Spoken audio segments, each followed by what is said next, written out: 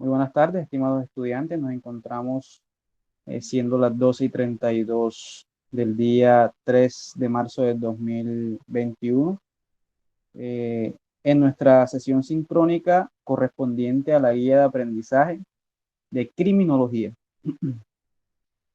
Guía de aprendizaje que pues precede, ¿cierto? O es posterior a, a la, al estudio que le habíamos dado a lo que conocemos como el derecho penal.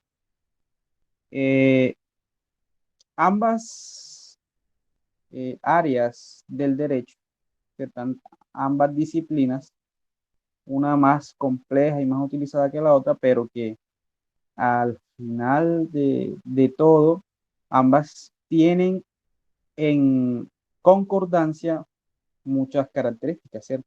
Es decir, se ayudan, se complementan, pero así como se ayudan y se complementan, también tienen diferentes y marcadas diferencias, ¿cierto?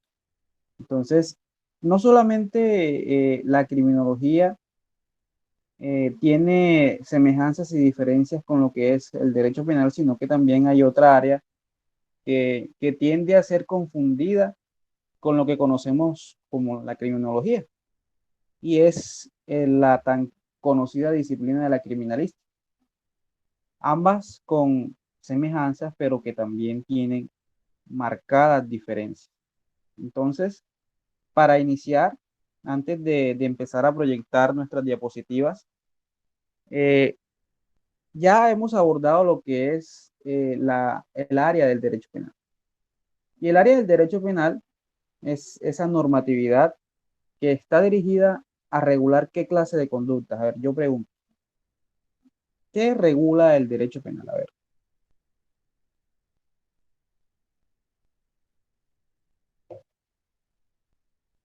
¿qué me dice? A ver, Son pues las conductas tipificadas como delitos en el código, ¿no? son conductas, me dice María Camila, conductas tipificadas en el código como delito.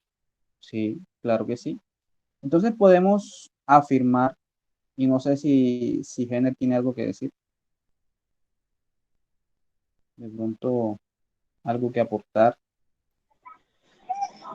Profe, lo que he aprendido en sus clases, que el derecho penal regula, eh, no solamente dice lo que es una conducta punible, sino que también marca parámetros sancionatorios, eh, procedimientos, Exacto. eh, todo ese tipo de cosas. Entonces, lo que manifiesta Jenner amplía un poco más lo que había dicho anteriormente María Camila, ¿cierto? Sí, puede ser que es real que el derecho penal regule conductas típicas, antijurídicas y culpables, es decir, la conducta que está revestida de características de delito. Eso es cierto. Pero el derecho penal a su vez también regula, no solamente dispone o clasifica las conductas o los hechos que se consideren atípicos, ¿cierto? Digamos, anormales, reprochables para la sociedad, digámoslo de esta manera, sino que también refleja un amplio margen de consecuencias jurídicas. Es decir, el derecho penal no solo te conceptualiza el delito, es decir, te va a referenciar lo que es el delito. El derecho penal abarca, o el derecho penal abarca un espectro mucho más amplio que simplemente definir qué es reprochable y qué no es reprochable. Lo dice Jenner. ¿Regula el procedimiento? Claro que sí. Encontramos que dentro del derecho penal hallamos eh, la forma en cómo aplicar la norma sustantiva que define el delito. Pero además, me dice Jenner que encontramos un ámbito sancionatorio.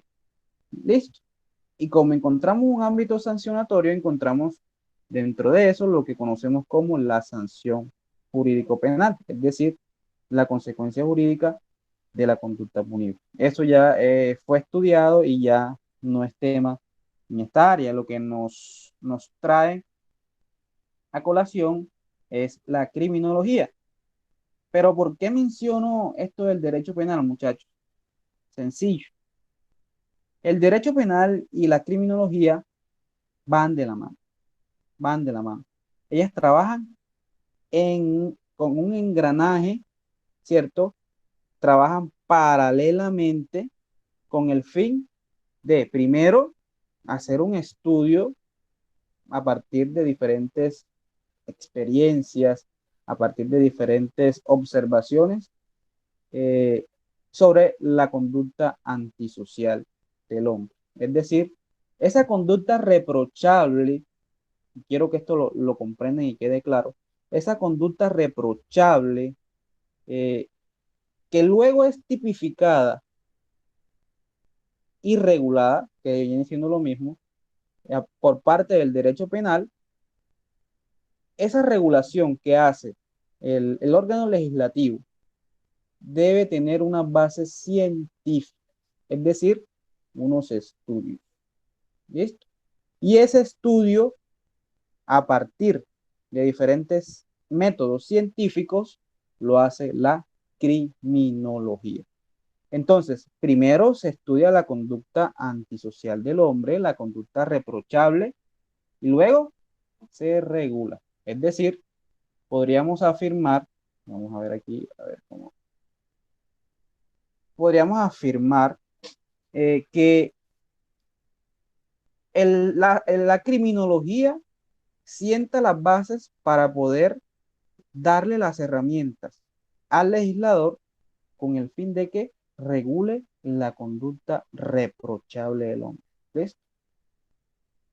¿Quedó claro esa principal semejanza o eh, paralelo que existe entre la criminología y el derecho penal? Una investiga, otra regula, una observa y la otra lo que hace es tipificar la conducta reprochable y además imponerle una sanción jurídico-penal. ¿Claro eso, muchachos? ¿Alguna duda? Pregunta, apunte.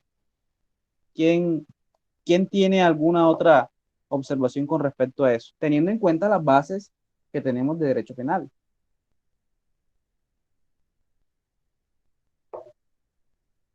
A ver, ¿quién?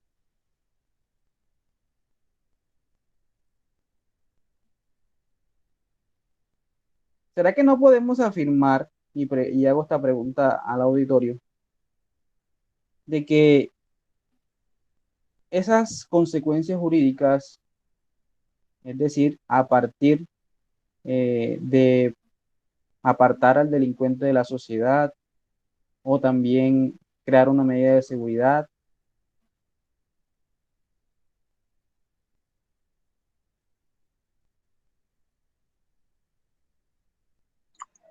no hacen parte también de un estudio criminólogo, de la criminología? Profe, ¿me puedes repetir que se trabó la señal? Listo, aquí estamos.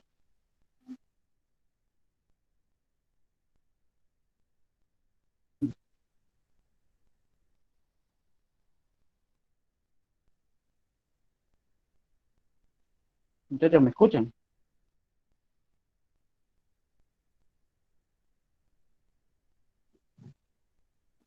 Sí, señor, ahora sí lo escucho. Bueno, ¿sí escucharon la pregunta o qué Yo no. sucedió ahí?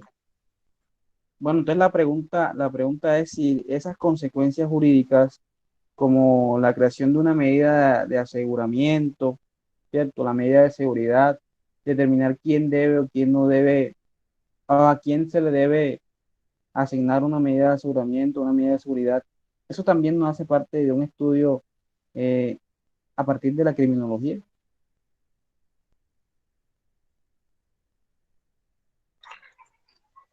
Profe, yo considero que sí, porque para determinar si alguien merece medida de aseguramiento debe haber una investigación, ¿cierto? Una prueba contundente. que prueben de que esa persona representa un peligro para la sociedad, para el proceso o para, para la víctima. Entonces, eso hace parte de la criminología porque ellos son los que, pensaría yo, bueno, es el juez el que da la orden, pero ellos son los que identifican o, ¿cómo sería? O definen si realmente esa persona, a través de la investigación que ellos llevan, si esa persona debe ser cobijada con la medida de aseguramiento. Muy claro tu concepto. Entonces, la criminología lo que hace es designar a quién le sirve y a quién no le sirve una medida de seguridad, por ejemplo, o asignarle una consecuencia jurídica más grave a una persona que está en sus cabales, ¿cierto? Todo eso parte de un estudio criminólogo, ¿cierto? Hay una criminología que estudia la mente del delincuente, ¿cierto? Entonces, a eso lo vamos a abordar más adelante, pero quiero que tengan en cuenta que esa fue la razón por la cual tuvimos que primero ver derecho penal. Ahora, el orden de los factores no altera el producto. Pudieron ver criminología sin ningún problema y ver luego penal. No afecta el producto. Eh, entonces vamos a compartir las diapositivas para pues ya tratar de entrar en materia. Entonces denme un segundo.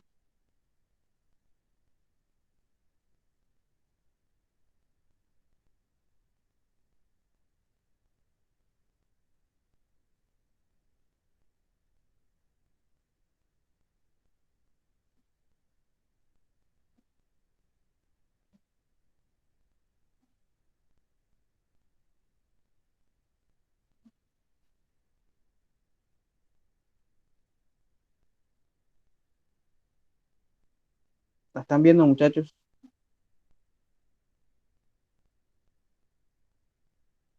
Sí, profe, sí se ve. Listo. Entonces, reafirmo, nuestra guía de aprendizaje se denomina criminología, ¿cierto? Pero entonces para poder entender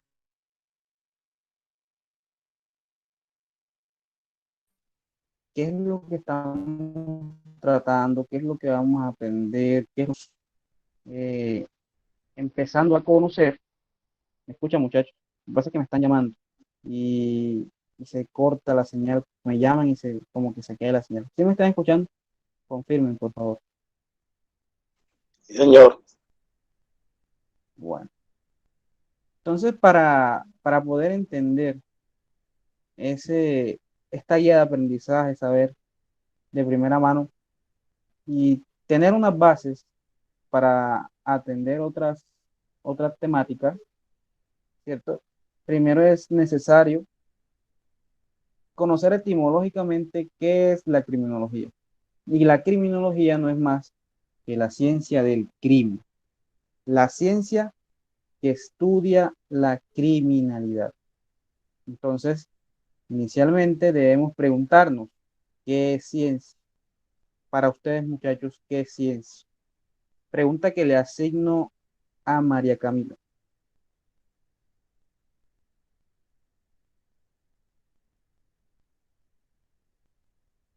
¿Qué es ciencia para ti, María Camila?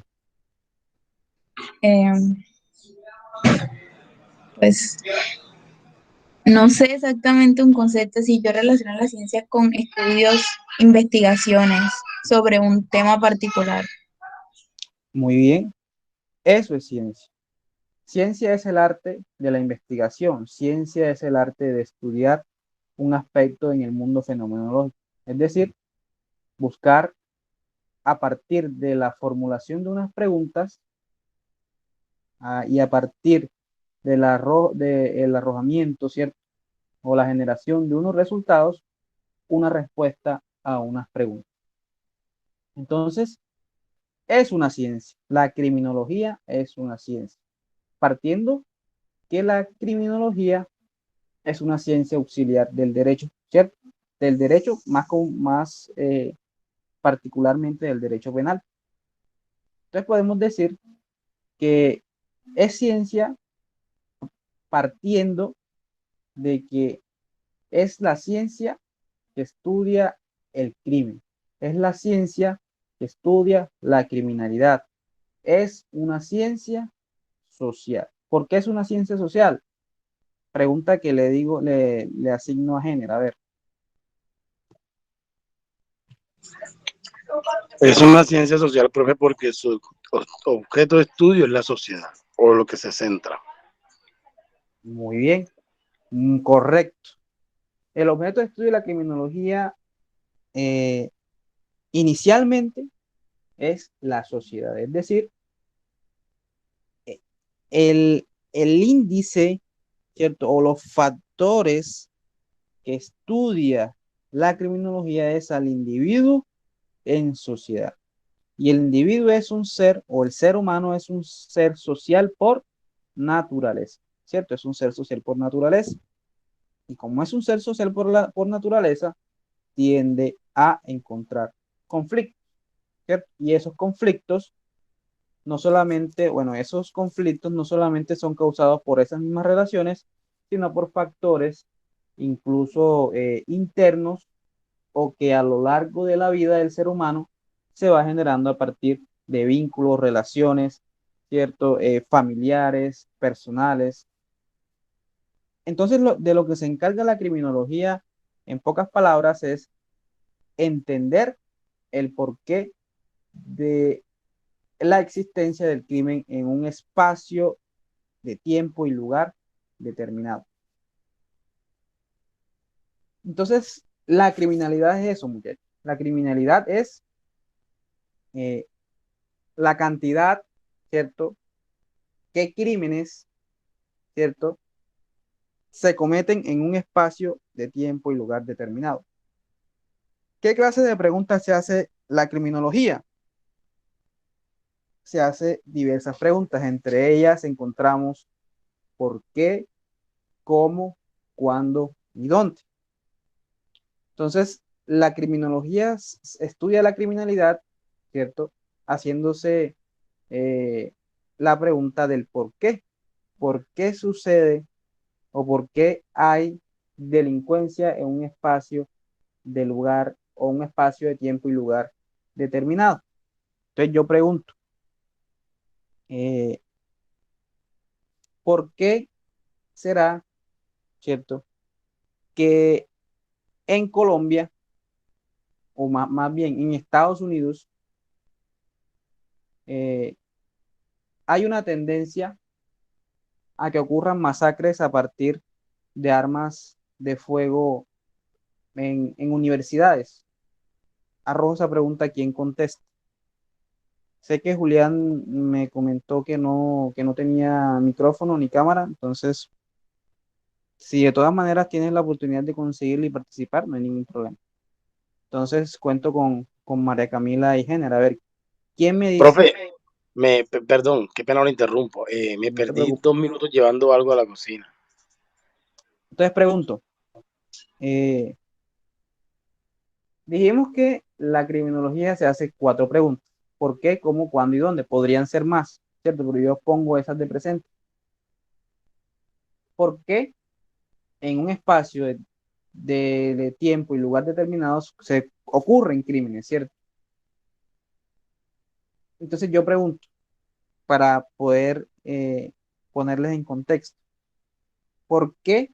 La primera pregunta, ¿por qué ocurren en Estados Unidos o hay una tendencia más amplia, eh, sí, más grave a que ocurran eh, masacres en las universidades con armas de largo alcance? A ver. Bueno, pensaría yo, por lo que he leído, Ujú. primero por la gran facilidad que existe para conseguir un arma de alto alcance. Esa es la primera. Un arma de asalto, sí. Esa es la primera y la más importante, ¿cierto? Me dices tú, la facilidad que tiene cualquier persona de acceder a un arma de Sí, no exigen fuego, pasado ¿cierto? judicial, no Entonces, exigen.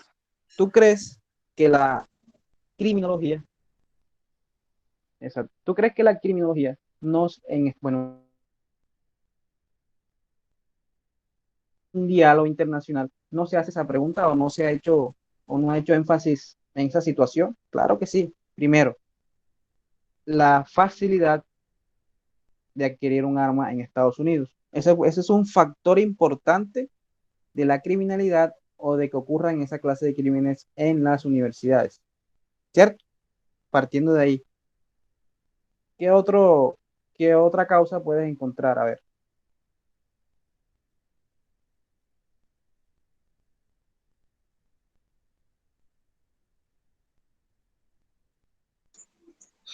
Yo, bueno, otra causa que no sé si se relaciona un poco, bueno, se relaciona mucho, pero pensaría que es el estado mental de los jóvenes en Estados Unidos. Estados Ah, Unidos, entonces no solamente sería un factor de acceso a, a las armas, que sí, yo estoy firme en mi pensamiento de que ese es uno, porque si el enfermo, ¿cierto? Vamos a llamarlo así, no tiene acceso, le queda más difícil, ¿cierto? Pero uno de los factores más importantes, y eso es un estudio que se ha hecho y eso lo han pasado por televisión, está en libros, ¿cierto? En noticias, en revistas,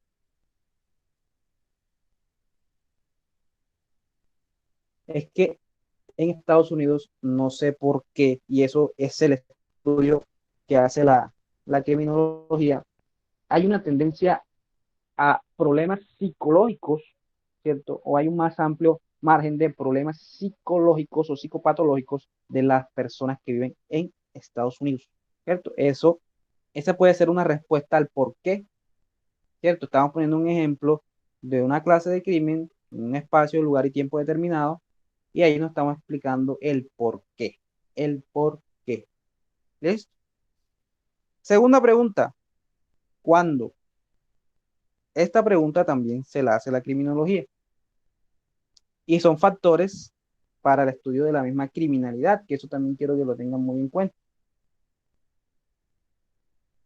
Yo pregunto y me va a responder María Camila, ¿en qué momento del día crees que es más fácil para un delincuente hurtar, eh, hurtar? A ver, ¿en el día o en la noche? En la noche, porque hay En la mucho noche. menos tránsito de personas. En la noche, porque hay menos afluencia de personas, lugares solitarios, lugares oscuros, ¿cierto? Son diferentes factores que la criminología ve, estudia y plasma en tesis y teorías, y ya todos sabemos que salir de noche es un riesgo, ¿cierto? Salir a pie es más riesgoso que salir en carro, salir a pie es más riesgoso que salir en moto, salir en moto es más riesgoso que salir en carro, y esos factores los estudia la criminología. Pero entonces yo pregunto, ¿será eso totalmente cierto? ¿No podría para una persona que se dedique al hurto a través de la modalidad de cosquilleo que haya más personas y que sea de día? ¿Qué dices, Jenner? profe, claro, le sirve que haya más personas porque le da menos visibilidad a sus manos y eso Exacto, le ayuda mucho. Bueno, es esencial para hacer el cosquilleo. claro. Entonces explico qué es el cosquilleo. El cosquilleo es una modalidad de hurto, ¿cierto? En donde la persona sagazmente arremete en contra de la víctima, despojándolo pues de sus pertenencias y esta en ningún momento se da cuenta. Es decir, lo hurta y realmente es algo en donde tú no te das cuenta que te hicieron, ni sabes quién fue, ni en qué momento, ¿cierto? Es una sagacidad impresionante. Y para ello es mucho más fácil eh, de que ese crimen salga avante en la circunstancia en la cual haya más personas, que haya tumultos, que haya aglomeración de personas, porque así trabaja mejor el delincuente. ¿Listo? Entonces vemos, ese es el estudio del cuándo, ¿cierto? Ya estudiamos Y vemos que va a depender, ¿cierto?, de diferentes circunstancias fácticas para poder determinar, ¿cierto?, cuál es la circunstancia más favorable para el delincuente. Entonces ya hablamos del por qué, del cuándo, el dónde. Vamos a hablar del dónde, ¿cierto? Esas son las preguntas que se hace la criminología para estudiar la criminalidad, ¿cierto? La criminalidad, partiendo ya, y si quieren pueden anotarlo, es la cantidad de crimen con sus modalidades características que encontramos en un espacio de tiempo y lugar determinado. Eso es la criminalidad. Entonces, vamos, para que entiendan más ese concepto de criminalidad, a partir de la pregunta del dónde. Y yo pregunto, ¿en qué ciudad escuchan ustedes que ocurren más delitos de hurto de vehículos? ¿Bogotá o Montería?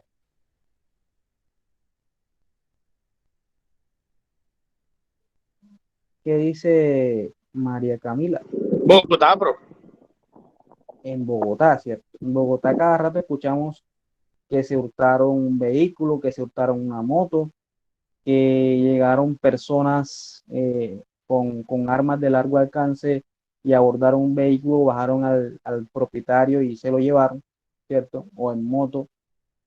Entonces, vemos cómo va a depender incluso del lugar, de la ciudad, del país, como también lo vimos en el primer ejemplo, para poder encontrar, ¿cierto? Y crear bases y teorías que ayuden a determinar eh, la criminalidad, encontrar respuestas a esas preguntas. Eso es lo que quiere la criminología, encontrar respuestas.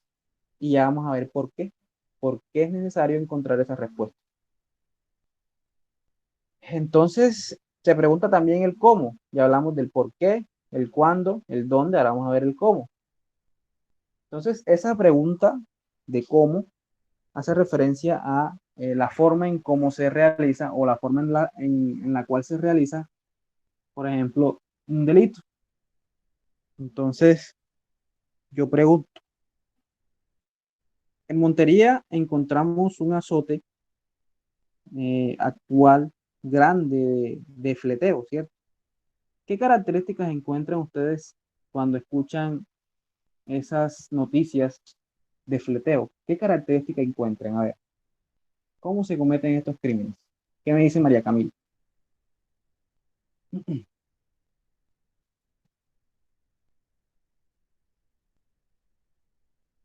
Pues siempre va en un vehículo, supongo.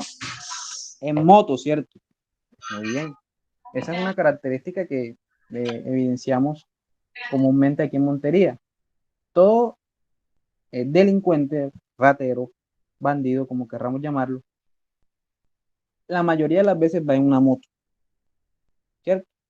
¿Y qué ocurre? Que cuando logran detenerlos y son linchados, ¿cierto? Los golpean, obviamente la moto también, pues tratan de destruirla. ¿Pero a qué nos lleva eso? A que el cómo se comete el crimen, el cómo se comete un crimen en un espacio de tiempo y lugar determinado, ¿cierto? Eh, en Montería, como ejemplo, se hace a través de medios motorizados. Eso es un ejemplo claro de el cómo. Ahora, para amedrentar a la ciudadanía, ¿qué clase de armas usan? A ver, en su mayoría. Arma de fuego, arma corta de fuego. Arma de fuego. Por lo general, ellos siempre llevan arma de fuego. Poco a poco se ve un delincuente o un bandido hurtando con arma blanca, ¿cierto? Poco se ve eso, aunque también están los indicadores que un delincuente te saca un cuchillo y te despoja de tus pertenencias, pero el delincuente que es profesional, ¿cierto? Porque aquí hay que hablar de profesionalismo delictivo, es arma de fuego. Ahora, hay algunos que usan armas de juguete, pero nosotros no podemos esperar a descubrir si es de juguete o no, ¿cierto? Eh, entonces vemos cómo estas diversas preguntas son, que podemos encontrar más, repito, son el arma que utiliza la criminología para llegar al conocimiento del porqué del crimen, por qué sucede, cómo sucede, dónde sucede, y a partir de la resolución y creación, porque quiero que tengan algo claro, la criminología o el estudio que hace la criminología siempre termina en una tesis, en una teoría, es decir, un estudio plasmado en un documento, ¿cierto? Si ese documento sirve como base para una política criminal, esa política criminal será utilizada por la autoridad que se plasmará o que será plasmada a partir de una norma, ¿cierto? Eso ya será el derecho. Y si esa norma, ¿cierto?, sirve para el ámbito nacional, algún día podrá llegar a ser ley de la República y modificar el derecho penal. Entonces vemos que ese estudio, muchachos, de, de la criminalidad podría llevar a cambios en la normatividad vigente. Es decir, tal como cambie, ¿cierto? Tal como se vaya modificando y evolucionando la modalidad delictiva en un espacio de tiempo y lugar determinado, la normatividad también debe modificar o mutar. Vemos un ejemplo claro de mutación de un crimen. Vamos a dar un ejemplo. Ustedes recuerdan que hace aproximadamente 3 o 4 años, si no estoy mal, sucedió un hecho bastante aberrante. ¿Recuerdan o han escuchado el nombre de Rafael Uribe Noguera? Sí, señor. El Cuéntame, ¿qué asesino. sabes de Rafael Uribe Noguera? Bueno, él es un arquitecto de Bogotá Ujú, que está condenado, incluso fue el primer colombiano condenado a la máxima condena, ujú. a la máxima pena, por la violación y el asesinato de la niña Juliana Zamboní. Juliana Zamboni, exacto. Bueno, ahí vemos, aquí vemos un claro ejemplo en donde esta persona fue judicializada y condenada por un delito relativamente nuevo en nuestro ordenamiento jurídico, ¿cierto? ¿Recuerdas o recuerda, Género o María Camila, cuáles fueron los delitos que le imputaron a Rafael Uribe Noguera?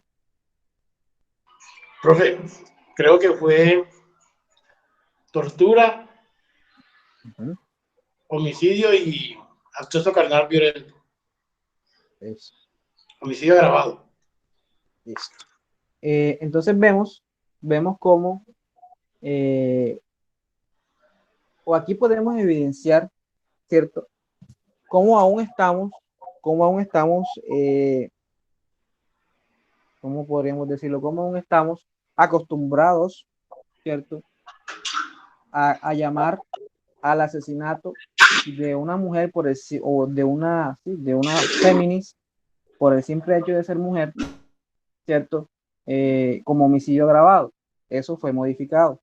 Entonces, voy al ejemplo, ¿cierto? Yo había manifestado de que la conducta de las personas en sociedad modifican el ordenamiento jurídico, ¿cierto? Entonces, este es un claro ejemplo de cómo, a raíz de diferentes estudios que hace la criminología, en donde se dio cuenta de que las personas, los delincuentes, estaban asesinando o el crimen de mujeres por el simple hecho de ser mujer iba en aumento, es decir, iba elevándose el índice de asesinatos de mujeres, ¿cierto? Eso anteriormente se denominaba homicidio agravado, porque asesinar a una mujer hacía más gravosa la conducta del homicidio. Hoy en día eso ya fue modificado. A ver, ¿quién me dice cómo cambió eso? Se llama feminicidio. Ahora se llama feminicidio. Muy bien. Entonces, eh, Rafael Uribe Noguera no fue imputado y condenado por homicidio agravado. Él fue imputado, acusado y condenado por feminicidio, entre otros crímenes, ¿cierto? Acceso carnal violento, tortura, ¿cierto? Secuestro. Por eso es que podemos ver que fue condenado a una pena bastante amplia. Entonces, cómo una conducta repetitiva, ¿cierto? Y aberrante, como es el asesinato, el homicidio de una mujer por el simple hecho de ser mujer y que esos índices se veían elevados, modificaron el ordenamiento jurídico en donde actualizaron y crearon un tipo penal totalmente independiente como lo es el feminicidio. ¿Listo? Porque esto de pronto podía ser utilizado por los defensores para poder llegar a preacuerdos. Entonces le decían y llegaban a un preacuerdo con el fiscal y le decían, quítame el agravante y quedaba el homicidio como un homicidio simple, ¿cierto? Una cuestión procesal que se podía anteriormente, ahora no. Siendo esto un delito independiente, ya no da la posibilidad de que pase de ser un agravante, de ser un homicidio agravado a un homicidio simple, puesto que es un delito totalmente independiente, un tipo penal totalmente independiente. Entonces vemos cómo se modifica el ordenamiento jurídico a partir del estudio criminólogo de las conductas sociales reprochables, ¿cierto? Desviadas del hombre. Eso es lo que estudia la criminología, muchachos. El reproche, la conducta reprochable, la conducta desviada, la conducta asocial del hombre. ¿Quién me da otro ejemplo, a ver, de cambio normativo? Que haya escuchado.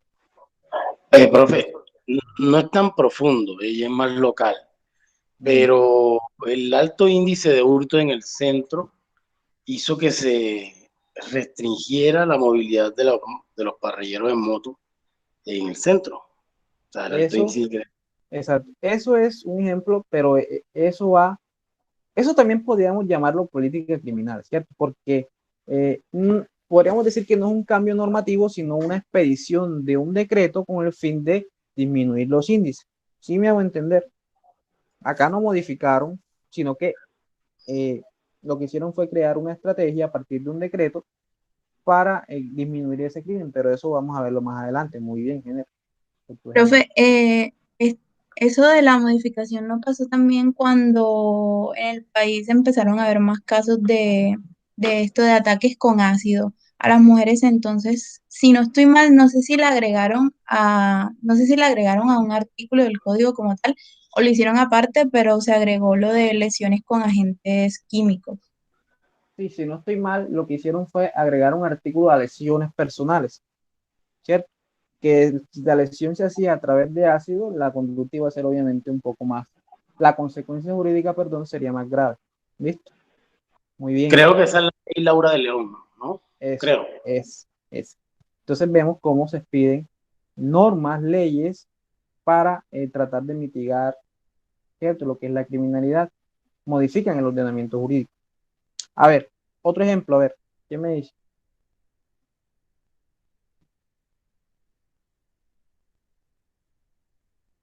¿Quién me habla? A ver, en estos días hubo una modificación muy importante con respecto a una de las formas de extinción de la acción penal. A ver,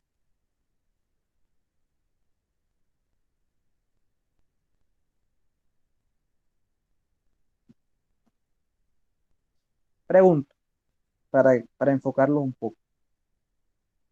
Cuando se comete un crimen o cuando se cometía antes un crimen en contra de un niño, un crimen sexual, por ejemplo, y esa persona se perdía, vamos a decirlo así, se fugaba, ¿qué sucedía si aparecía a los 30, 40 años? Un ejemplo bastante, vamos a decir que sacado de los cabellos que una persona desaparezca, pero que puede suceder, ¿cierto? Puede suceder. ¿Qué sucedía ahí? Profe, pero no pasaba nada porque ya después de ese tiempo el delito, ¿cómo es que es la palabra? ¿Prescribe? ¿Lo que es? Prescribe. Entonces ya Prescribe. tú me dijiste la palabra, me dijiste el concepto, la figura jurídica, la prescripción, ¿cierto? Y esa prescripción es extintiva, ¿cierto? ¿Qué es la prescripción? Es la capacidad que yo tengo de adquirir un bien, ¿cierto? O que se extingan derechos o obligaciones, en este caso, u obligaciones, perdón, y en este caso, ¿qué se extingue? La acción penal. Y la acción penal se extingue por la misma conducta en donde el Estado no hace su labor. ¿Quién es el encargado de poner en funcionamiento el aparato jurisdiccional o investigar en Colombia? A ver, ¿quién me dice? La fiscalía. La Fiscalía General de la Nación, muy bien.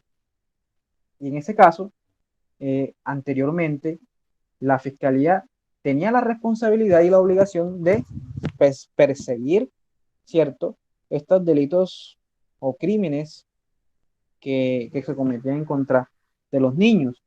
Pero habían situaciones en donde la persona cometía el delito, cometía el crimen, ¿cierto? Y lo que hacía era fugarse. ¿Y qué sucedía?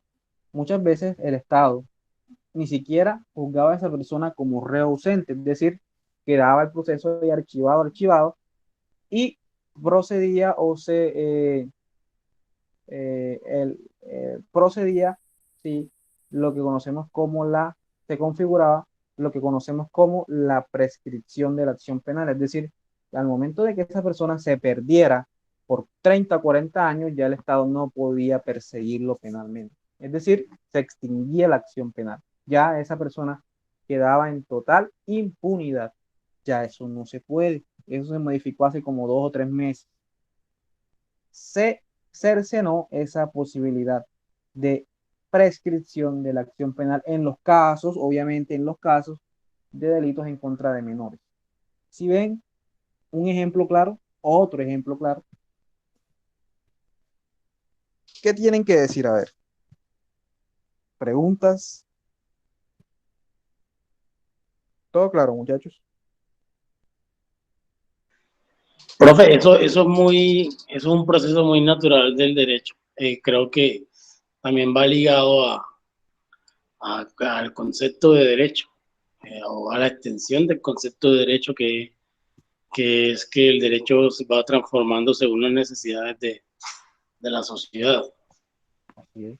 Entonces, creo que también va ligado a esa parte, porque a medida que van pasando sucesos históricos, por decirlo de alguna manera, o que marcan, o que son trascendentales, o que son polémicos, o que son de interés nacional, siempre eso va a ser un llamado de atención a los legisladores para ver qué está pasando, qué está mal, qué se puede reformar, qué se puede cambiar. Entonces, cada vez que suceda un hito, como nos decía usted en la clase de instrucción de derecho, cada vez que suceda un hecho histórico, siempre va a ser una oportunidad para que el derecho se modifique o se transforme o evolucione. Así es. Muy claro tu aporte, Género. Muchas gracias. Bueno, entonces ya vamos a pasar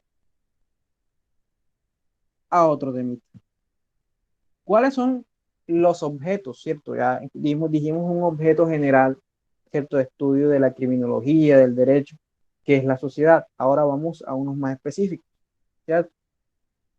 Primero, debemos decir que la criminología tiene como objeto de estudio la criminalidad. Ya explicamos qué es la criminalidad. Criminalidad, explicamos que se hace 4 preguntas, pueden haber más, por qué, cómo, cuándo y dónde.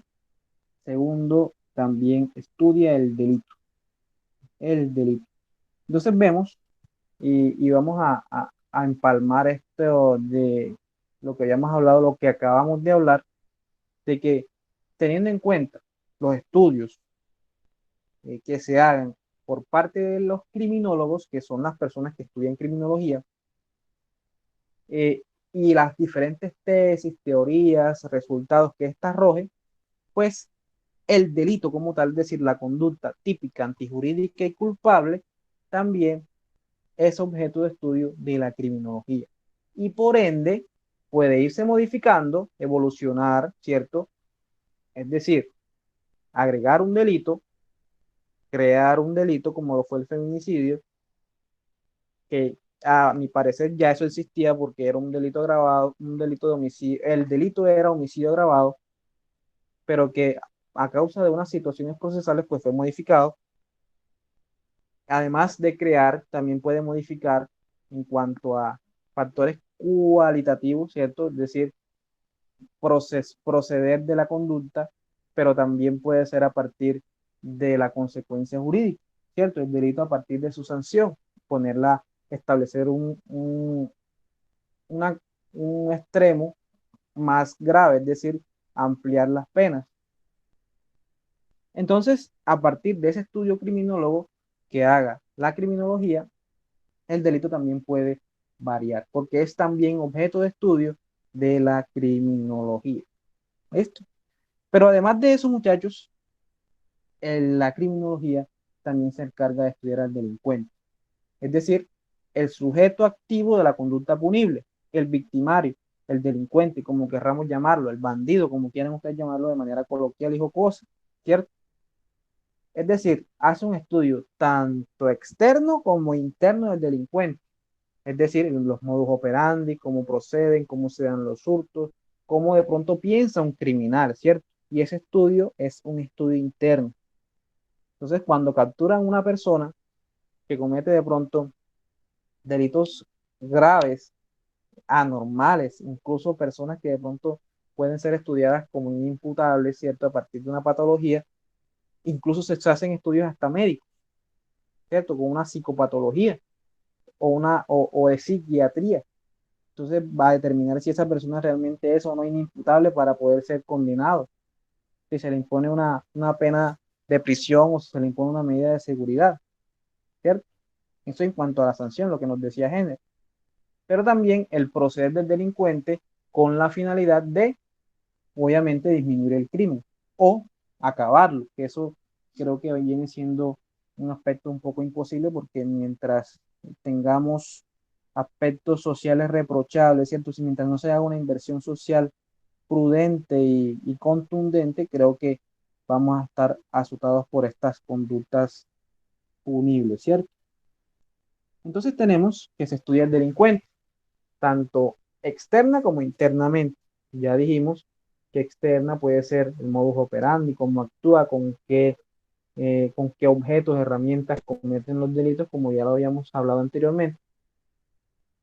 Y además de eso, pues obviamente un estudio interno, las psicopatologías, las enfermedades mentales. Yo hago una pregunta. eh, no tendrían por qué saberlo, pero de pronto, ¿qué creen ustedes que pudo haber hecho la defensa de Rafael Uribe Noguera? Eh, pudieron haber, eh, pudieron haber intentado declararlo fuera de sus facultades mentales para que Exacto. evitara la cárcel. Pudieron haberlo hecho pasar por loco, en pocas palabras. Es decir, solicitar la declaratoria de inimputabilidad de Rafael Uribe Noguera. Yo, como defensor, hubiera utilizado eso, hubiera, popularmente, como decimos acá en Montería, hubiese tirado el varillazo. Uno no sabe, ¿cierto? Ahora, con tanta publicidad, con tanta presión, tanto social como mediática por los medios de comunicación, no creo que ningún juez hubiera avalado o decretado la inimputabilidad de ese sujeto, empezando porque era una persona que a mi parecer sabía lo que hacía, ¿cierto? Entonces, eh, de todas maneras hubiese sido una estrategia de defensa que hubiese podido funcionar, ¿cierto? Por sí o por no, uno tira el varillazo, como dicen por ahí. Eh, pero entonces vemos cómo también la criminología, ¿cierto? Estudia internamente al delincuente y se ha dado cuenta de que algunas personas, de que algunos delincuentes actúan bajo parámetros psicológicos y también psiquiátricos. La persona que es psiquiátrica no se encuentra en sus cabales, ¿cierto? La persona, por ejemplo, que es esquizofrénica es inimputable. Entonces, esa persona, al momento que comete un crimen, no va a responder. Esa persona necesita un tratamiento psiquiátrico, en un centro de reposo, ¿cierto? Ahora, también estudia el delincuente para clasificarlo. ¿Quién me, quién me dice? Eso lo vamos a ver más adelante, pero vamos a de pronto a entrar un poco en esto. ¿Quién me dice qué es, por ejemplo, un asesino en serie? A ver, ¿quién me dice, por ejemplo, qué es un asesino en serie? Pues un asesino en serie es una persona que, bueno, no tengo el concepto como tal, pero podría considerar que un asesino en serie es una persona que el acto criminal ya no es un acto circunstancial, sino que empieza a asesinar predeterminadamente, selectivamente, Exacto. eh, Tiene un modus de manera operandi. premeditada. Exacto, tiene un modus operandi, tiene una forma Tiene de unas elegir sus víctimas. características para elegir la víctima y además también tiene una forma de realización del delito, del homicidio, ¿cierto? Entonces, el asesino en serie, por ejemplo, es aquella persona que solamente mata a prostitutas, por ejemplo, por ejemplo. Es aquella persona que asesina a niños, por ejemplo, y eh, las accede y las deja, por ejemplo, en una carretera en la misma posición. O sea, tiene un modus operandi que en su cabeza tiene que ser perfecto. Es decir, debe proceder de la misma forma, igual, simultáneamente, en todos sus crímenes. ¿Listo? Y sigue un patrón. Sigue un patrón muy bien, género. Entonces, vemos en el mundo y en la historia diferentes asesinos en serie. El asesino de California, Ted Bundy, ¿cierto? El Zodiaco. ¿Quién me dice otro? A ver. Eh, Hay uno que se llamaba, el apellido Simpson. Sí, creo que es el asesino de Yorkshire. Y eso es también por allá por Gran Bretaña, por allá por el Reino Unido. Entonces, esos sucesos más que todo suceden en civilizaciones patológicamente enfermas, la sociedad estadounidense, la británica, europea, ¿cierto? Acá también tenemos un ejemplo.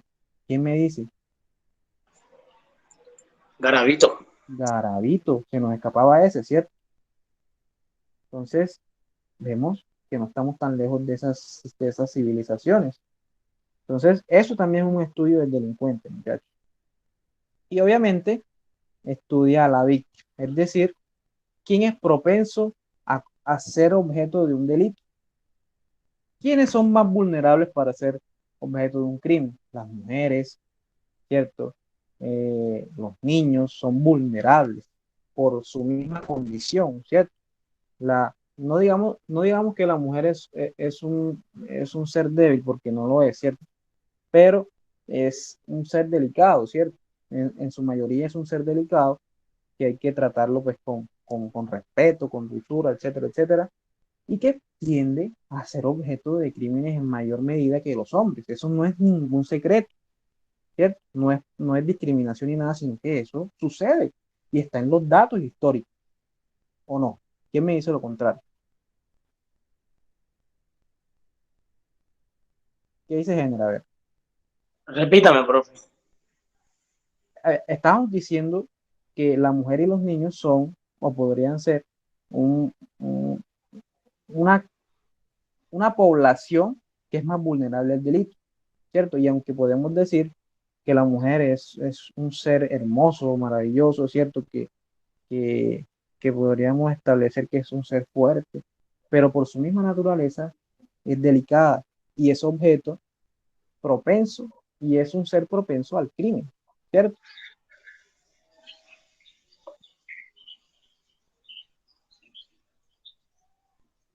Ok, Sí, Henry. profe. Además físicamente manejan una contextura menos fuerte que el hombre, entonces Exacto.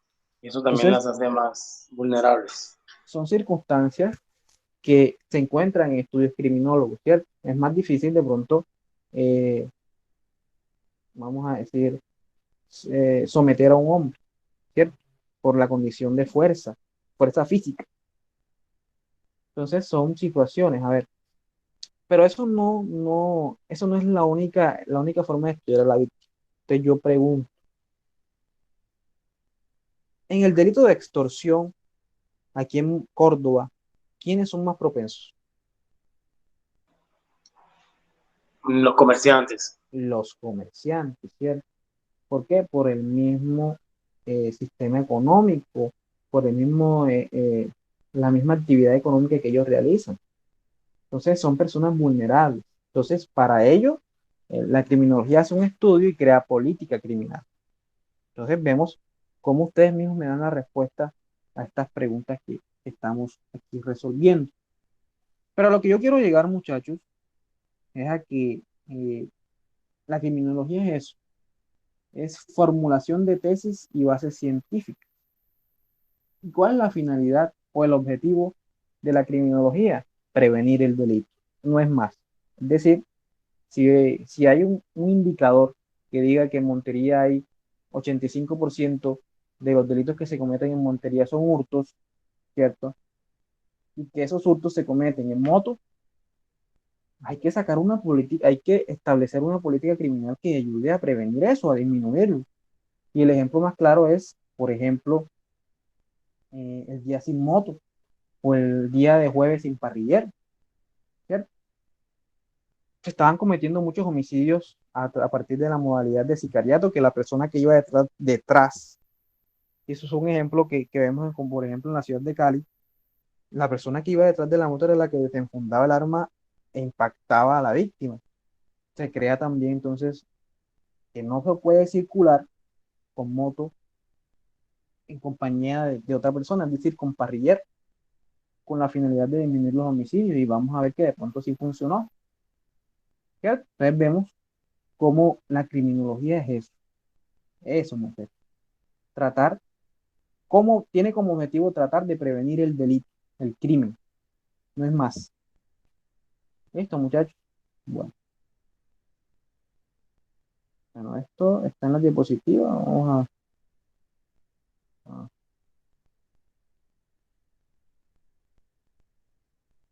entonces, vemos aquí como lo hemos estado hablando, ¿cierto? Que eh, estudia en varios ámbitos, ¿cierto? Temporal y espacial, tanto al delincuente, a la criminalidad, a la víctima, ¿cierto? Y al mismo delito.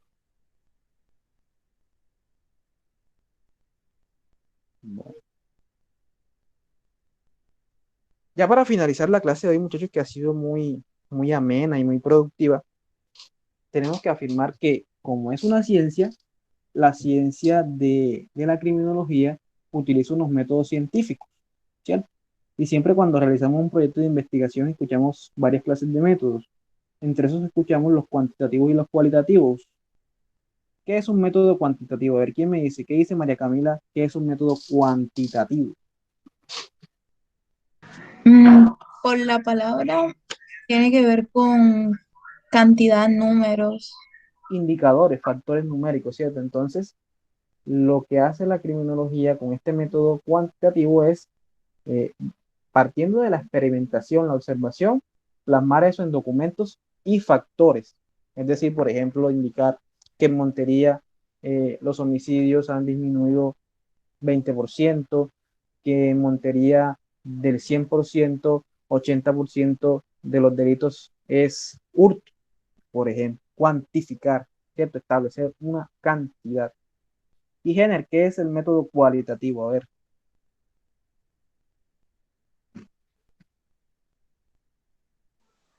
Profe, no tengo ni idea. O sea, lo estoy viendo en investigación ahora, estudiando contaduría pública, pero no tengo el concepto en este momento del método cualitativo. Y no sé, podría sonarme a, pero no es que sería muy obvio. Que cuantitativo es cantidad Ujú. y en matemática cualitativo es calidad. La calidad, es decir, conducta, proceder, proceso, conducta, ¿cierto? Entonces, vamos a resumir el método cualitativo en simplemente establecer cómo procede el delincuente a mano armada, en moto, con arma de fuego, con arma corto contundente, ¿cierto? ¿Cómo procede el delincuente? Conocer el modus operandi del delincuente, ese es el método cualitativo. Comprender los procesos que producen esa comisión del delito. ¿Qué lo causa? ¿Qué consecuencias trae? ¿Cómo prevenirlo? ¿Cierto? Eso es el método cualitativo. Entonces podemos afirmar con conocimiento de causa que usa los dos, el cualitativo y el cuantitativo, es decir, utiliza un método mixto. Ambos utilizan la criminología para tener sus bases científicas. ¿Claro eso, muchachos? Y muchachos, ya para finalizar nuestra clase, tenemos que la criminología, su finalidad, la finalidad de la criminología es prevenir el delito, disminuirlo o acabarlo. Creo que nunca vamos a poder acabar el delito, nunca vamos a poder acabar el crimen si no se hace pleno uso de una inversión social que abarque educación, salud, vivienda, ¿cierto? Etcétera. Si se hace eso, es posible que de pronto logremos estar en una sociedad amena, ¿cierto? Amena. Y eso se hace a partir de la creación de políticas. ¿Qué es política? Estrategia, ¿cierto? Estrategia. Muchachos, hemos finalizado nuestra clase el día de hoy. Yo les agradezco su asistencia y la atención prestada. ¿Tienen alguna duda, alguna pregunta? ¿Todo claro? A ver, afirmen o nieguen. Profe, ahí, yo no sé si usted ha escuchado una serie que se llama Mindhunter, que en español es como Cazadores de Mentes o algo así.